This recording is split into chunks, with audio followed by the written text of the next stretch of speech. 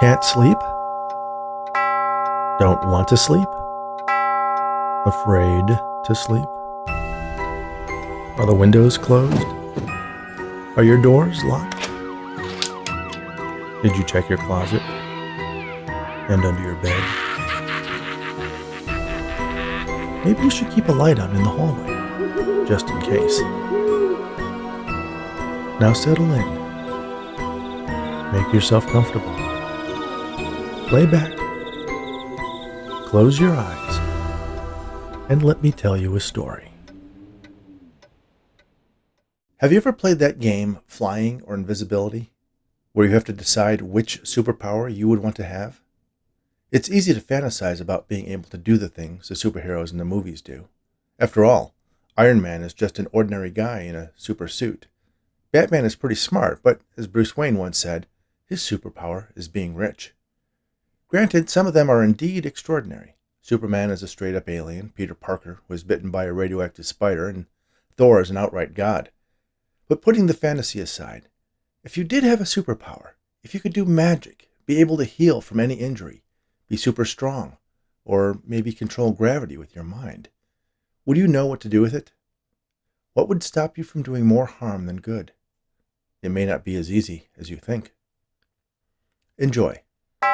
Light as a feather. What would you do if you could control gravity?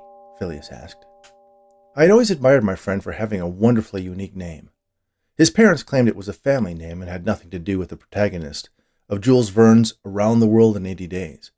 Regardless, he wasn't just another Tom, Dick, or Harry. He had a name that was memorable, that stood out. He was always the only Phileas in the room, or, as far as I knew, the state. How do you mean control gravity? I asked. Like Graviton in the comics? Graviton was a supervillain who could lift buildings into the air and then drop them, things like that. I think I remember he had a run-in with the Avengers at one point. As a physicist, I found his origin story absurd. His body had been fused with graviton particles, giving him the ability to control gravity with his mind. That's not how gravity works, folks. You know, turn it on and off, Phileas replied. I'd go into the satellite launching business, Nemo chimed in. I swear not all of my friends have the same names as Jules Verne's characters, just these two. And Nemo is a nickname. Can't blame his parents for that moniker. They could charge like $10 million per satellite, still cheaper than SpaceX, but no overhead. Is everything about money for you? Phileas asked. Of course, Nemo replied. Once you have enough money, you can do anything else. Just look at Elon Musk and Jeff Bezos. I bet if they wanted to, they could become superheroes like Bruce Wayne. Bruce Wayne wasn't a superhero. He was an alter ego, I pointed out. How can a real guy be an alter ego? Isn't he the origin ego? Nemo asked. No such word, and it doesn't matter. He's not a real guy. He's a fictional character. Technically, he's Bob Kane's alter ego. He's Batman's secret identity, Phileas said. But everyone knows who Bruce Wayne is. That's not much of a secret, Nemo replied. It's a secret that he's really Batman, Phileas clarified. Why are you asking about the gravity thing? I asked, changing the subject. No reason, Phileas replied. Just making conversation. Nemo and I exchanged a look. You think you can control gravity, don't you? I said knowingly. Phileas shrugged.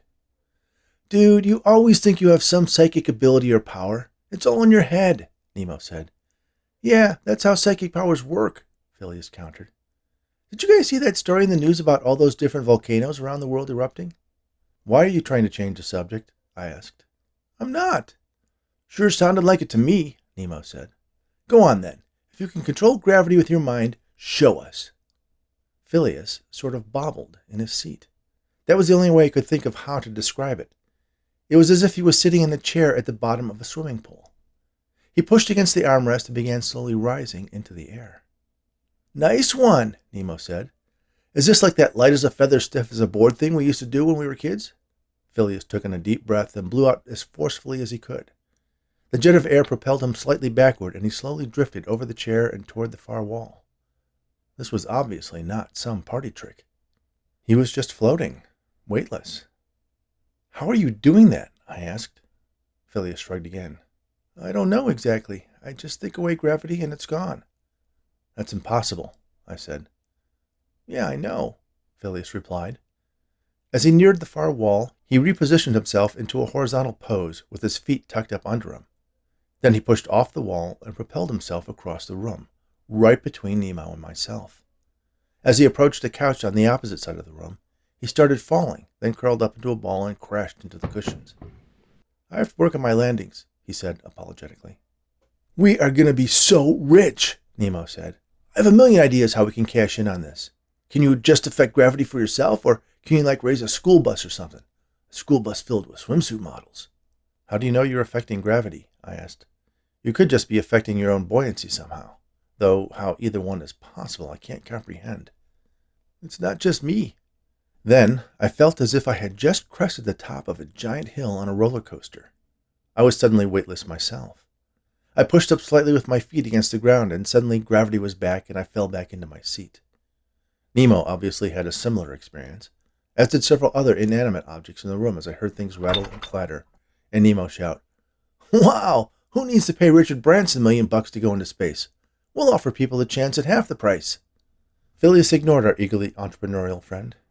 "You didn't answer my question," he said to me. "What would you do if you could control gravity?" Even though he had asked me that precise question just moments ago, it felt like a completely different inquiry at this point.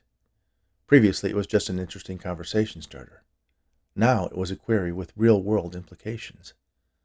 Somehow, some way, my friend since childhood had acquired the ability to control gravity with his mind.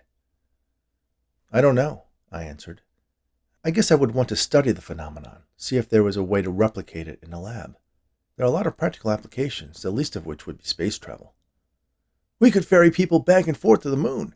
Build a luxury hotel up there. People would pay millions," Nemo said. Phileas continued ignoring our friend. His attention was focused on me as he got up and walked back to the seat where he had been sitting before demonstrating his newfound powers. "What if you couldn't replicate it, but you wanted to help people?" he asked. "What do you mean?" I asked back. "You could totally be a superhero," Nemo suggested. "Gravity Man, Mr. Gravity, ooh, Black Hole," he added, spitballing names. "How could I use this to just make the world a better place?" Phileas asked me. "Just you? One man with the power to control gravity for himself or a small room?" "What if it wasn't just a small room?" "Whoa, you can do a whole building or a mountain?" Nemo asked. "Let's say there doesn't appear to be any limits to how broadly I can affect gravity. What good could I do?" I thought about that. Obviously, there was still a significant constraint. Phileas was only one man, and even if he devoted every waking hour to micromanaging gravity to benefit humanity, what could he do? Do you have to be actively thinking about whatever it is you want to make happen for it to continue? Phileas shook his head. He picked up a book from the coffee table and placed it in the air between us. It hung there, spinning almost imperceptibly. "It's like flipping a switch, but it doesn't have to be on or off. Do you have a scale?" "Like a bathroom scale?" I asked. "Yeah." I got up and walked down the hall to my bathroom. In the closet, I had an old scale, the kind with springs and a disc that spun around to your weight. I brought it back out into my living room, and Phileas walked up and stepped onto it. The numbers swung wildly for a couple of seconds and settled on 182. "Watch," Phileas said. Nemo came over to join me, watching the numbers on the scale. The scale started moving, sliding past 170, then 150, all the way down to 100, where it held for a while. Then the number spun back up over 200, 250, settling just over 310 pounds. Nemo and I exchanged a look. "Forget the lunar hotel idea," Nemo said. "This is the ultimate weight loss plan. That's where the money is." The scale returned to 182, and Phileas stepped off. He looked at me. "What would you do?" he asked once more, this time almost pleading. I hate to admit it, but Nemo's idea of lifting payloads into orbit might be something to consider. We could finish deploying Starlink in an afternoon, build a space elevator, construct interstellar spacecraft here on Earth, and then just lift them out of the gravity well. Geez, what even is a gravity well anymore? "Why do we have to build all that stuff? We just rent out Phileas to do the job," Nemo said. "Because we won't always have Phileas. And who knows if anyone else has or ever will have this ability, whatever it is." Phileas returned to his chair and collapsed into its worn-upholstered cushions. "What if I made a mistake?" he asked. "That's a good point," I replied. "Before you take on anything big, we want to do a lot of controlled laboratory experiments and measurements. We may even want to get you up to the International Space Station to start." "You won't even need a space shuttle," Nemo added. I can just put you in a spacesuit and you can float on up. What if it's already too late? Phileas pondered. His voice was quiet, as if he was asking the question not to me and Nemo, but himself. What do you mean, too late? I asked. Phileas ignored my question. Have you ever read that story Belief by Isaac Asimov? I nodded. It was one of my favorites from the golden age of science fiction. In it, a man wakes from a dream in which he was flying to discover that he is actually levitating in real life. It started kind of like that, but instead of me dreaming I could fly, I was just lying on my back in the park. There's a hill I like to hike to, and then just lay on the grass and stare at the clouds. I was thinking about what it would be like to float among them. I didn't even realize gravity was gone until I went to stand up. I accidentally pushed myself into the air and found myself heading straight up. An object in motion, I said offhandedly. Exactly, Phileas agreed. I didn't know what was happening, but I knew if I didn't do something, I was going to actually be among those clouds. The next thing I knew, I was about 50 feet in the air and falling. I realized too late that I wasn't actually flying. I was subject to the laws of nature. Well, not all of them, obviously. But I don't have negative gravity. I can't, repel myself away from something else. So even though I was no longer accelerating toward the ground, I was moving fast enough to hurt myself. What did you do? Nemo asked. We were both literally on the edge of our seats. I scrambled. I tried to orient myself so I could at least land on my feet. The best way I could describe it is that I was swimming in the air. Well, the equivalent of a doggy paddle at least. And I started slowing down. I slapped my hand against the coffee table in front of me. Of course. Whatever you're doing, you essentially are canceling your mass, or at least how it applies regarding the force of attraction. What are you talking about? Nemo asked. I slipped into professor mode. The force of attraction is an equation that derives the attractive force between two objects as proportional to the product of the masses divided by the square of the distance between them. If one of those masses is nothing, it zeroes out the equation, and for that body there is no gravity. Phileas nodded. I continued trying to swim my way against the direction I was moving, and then a gust of wind kicked up, and suddenly I was like a dandelion seed floating on a breeze. After a while, I was able to direct myself to a spot where I could make a landing without breaking my neck. He looked at me as he started to adopt my theory of his abilities. Added back some of my mass so I wouldn't just bounce off the ground. I hurt. My shoulder was sore for days, but I survived. Obviously, Nemo said.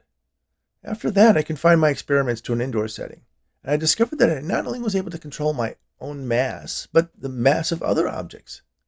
He looked at the book he had previously set floating in the air, and it fell back toward the coffee table with a thud. Nemo seemed deep in thought. Okay, so you can't actually fly, but we could outfit you with some kind of jetpack, right? With no mass, you should be able to move around pretty easily, or maybe we could engineer some kind of wings for you. What are you talking about? I asked him. The superhero thing, Nemo asked.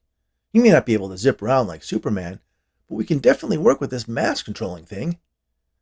I don't want to be a superhero, Phileas stated. But you said you wanted to help people, Nemo countered. Not like that. I was thinking bigger. I suddenly became gravely concerned. Phileas had not come to us with the excitement of someone who had learned he could do handstands or shoot a spitball 50 feet with dead aim. Something was wrong. Asking me what I would do was not merely a question. It was an apology. Our eyes met, and I could sense I was right. There was something Phileas wasn't telling us. How big? I asked. He slumped back in his chair, took in a deep breath, and let it out as a sigh. I pulled out some old physics books and started looking at what I could do with this power. All sorts of things are affected by the force of attraction equation. Aeronautical lift, friction, fuel consumption. What if, I thought, I could reduce the energy required to do all this work on Earth? What if planes and cars didn't require as much fuel? People could have just a little extra pep in their step.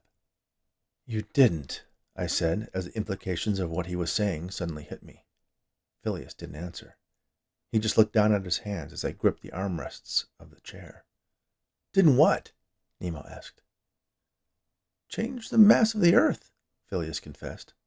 It was just a little. He looked toward me as if for absolution. I didn't know. Nemo signaled with his arms that he was at a loss as his gaze shifted between myself and Phileas. Zach, what is he talking about? He asked. Phileas continued to avoid my stare. Everything has changed, I answered. That doesn't help, Nemo replied. Somebody tell me what the hell is going on. I turned to Nemo. Phileas thought he could solve our energy crisis by making it so that most everything we did would require less of it. Do you remember seeing the old video of Alan Shepard hitting a golf ball on the moon? Who's Alan Shepard? Doesn't matter. The point is you can hit a golf ball for miles on the moon because the moon has less mass, and the force of attraction between the moon and the golf ball is less. So, the same amount of energy imparted into the ball by hitting it with a golf club will send it sailing. I wouldn't mind adding a few yards to my drive, Nemo said. The thing is, that's not the only thing that would change. By changing the mass of the Earth, you affect all of the forces acting on it internally. Magma would be facing less pressure and could more easily make its way to the surface. Nemo turned to Phileas. Hey, didn't you say something about a bunch of volcanic eruptions? I continued. The orbit of the moon would shift, affecting tides, causing earthquakes as the tectonic plates were suddenly able to move just a little bit easier. As if to punctuate my point, the house began to shake. Is that an earthquake? Nemo asked. And it would affect the Earth's orbit around the sun. Phileas raised his head and looked at me, begging for forgiveness I couldn't give him. I put it back as soon as I realized, he said. I shook my head. It doesn't matter. It's all different now. I laughed, thinking about the flood of outrageous conspiracy theories that have been floating around the internet recently. How the tide charts were suddenly wrong. The moon was rotating after millennia of showing the same side to Earth as it revolved around us. The sun was dimmer. At the time, I thought it was all some kind of fad. People doing scientific deep fakes, trying to sucker others into believing the world was coming to an end. How many other people had disregarded the warnings as a joke?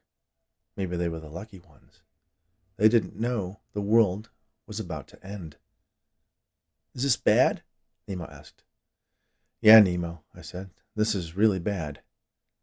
Nemo's demeanor shifted from his usual upbeat self to uncharacteristically worried.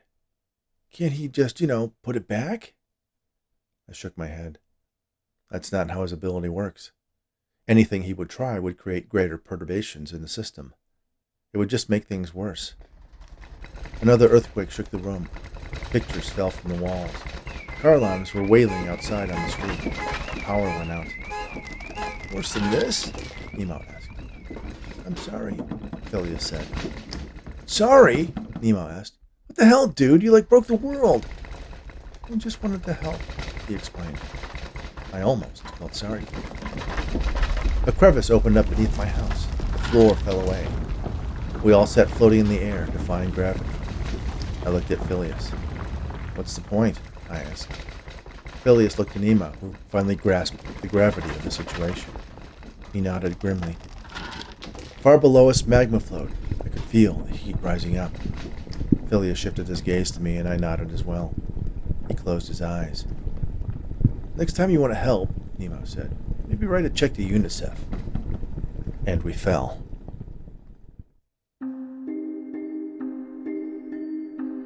Thank you for listening to Light as a Feather, written especially for the Bedtime Stories for Insomniacs Fiction podcast by Rich Hosek. Please remember to subscribe on your favorite podcast app, rate us on Apple, Spotify, and Audible, and share these stories, as well as the unabridged audiobook versions of my novels, with anyone you know who enjoys audio fiction.